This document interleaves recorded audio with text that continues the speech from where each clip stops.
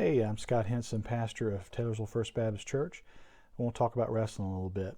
I was a big fan of wrestling when I was a kid, at least pro wrestling, as we call it around these parts. I was a big fan of people like Ricky the Dragon Steamboat, Wahoo McDaniels, Ric Flair, and even when I was in college, I used to watch a lot of pro wrestling, and even met my wife through that. You need to ask me about that story. It's something else. We found a wrestling match in the Bible with Jacob, a man who was wrestling with sin, who was wrestling with being a trickster, tricking other people. And he also wrestled with the angel of the Lord, at least a being representing God, over in chapter 32. And this being, it's called a man in the text, wrestled with him until the dawn began to break. So through a good bit of the morning, at least the night into the morning, they wrestled. And the man saw he would not win the match. He touched Jacob's hip and wrenched it out of socket, as the NLT says. And chapter 32, verse 26 says, "And the man said, 'Let me go, for the dawn is breaking.'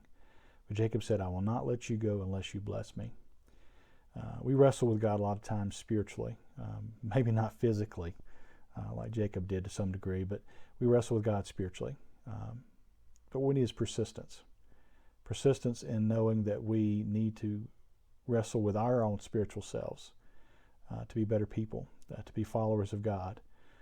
To need that special touch from God to make us better and whole. We shouldn't give up. Sometimes even if we don't feel like we're worthy enough, we feel like we're too sinful, we need to make sure to try to wrestle, to be better, to follow God.